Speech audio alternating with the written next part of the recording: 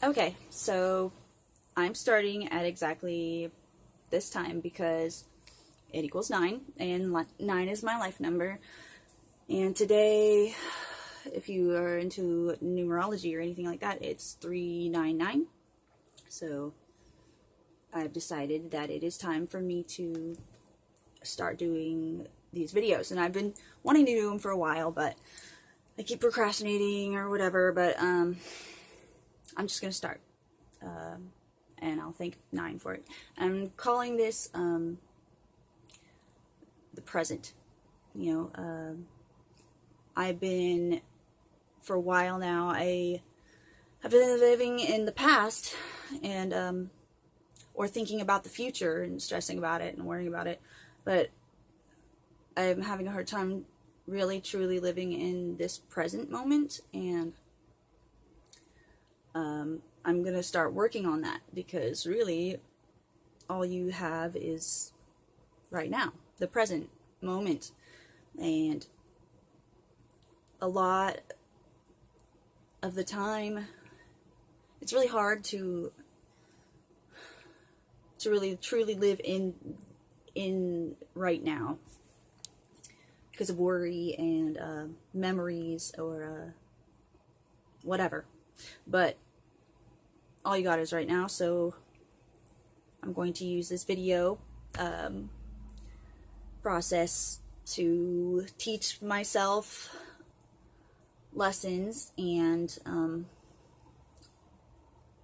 yeah, pretty much this is all for me, so I can look back on it, or like, the present, maybe present, so maybe in the future I can look back and teach myself something that I didn't understand then, or maybe I could take a different perspective on it. Anyway, what I'm planning on doing is a daily devotional read, because I need to be doing it like every day. That's why they're called daily devotionals. But I procrastinate, or I find other things or whatever. But I'm going to use this video process as an accountability thing for myself too. So I'm going to keep myself accountable and just try to start doing all the things that I should be doing, but nobody's telling me to do it. It's not like I have a rule book, or I'm not being punished because I'm not, but this will just give me a reason to do the things that I know that I wanted to, and yeah, that's all. Anyway, so I'm just gonna open randomly to a couple books. This first one, if you can see that, it's called His Gifts to Me, Daily Meditations for Friends of God. And I'm not religious per se. I'm spiritual. I'm not religion. I don't believe in a controlled environment. So God I like to represent it as the universe, or energy. So, the universe's gifts to me. Anyway, I'm going to open it. And it says,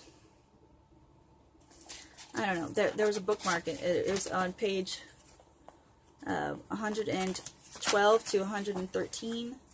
It says, well, I'll start at 111, which equals 3. Anyway, the gift of the cross. And after he had appeared in human form, he abased and humbled himself still further, and carried his obedience to the extreme of death, even the death of the cross. Philippians 2:8. Oops, sorry. I want to open the eyes of your understanding, so that you can see yourself as you really are. When you came to me, your sins, sensuality, and carnal nature had you fastened to death, like a fly caught in a spider's web, making motion but going nowhere. But today, because you are mine, your sins, your carnal nature, with its passions and lusts, are stripped from you and nailed to the cross of my Son, Jesus.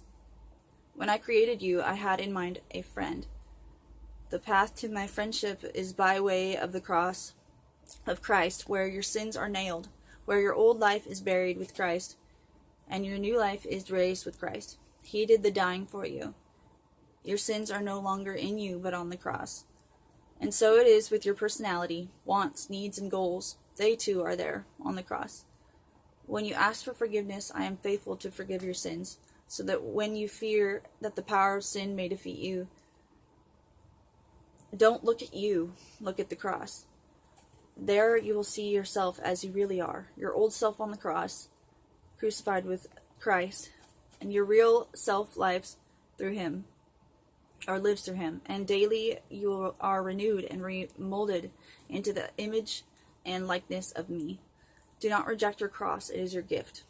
And those are, that reading is from passages, 1 Corinthians 1:17 through 18, Colossians 2:11 through 15, 3:10, and Galatians 2:20. So yeah, that's this book.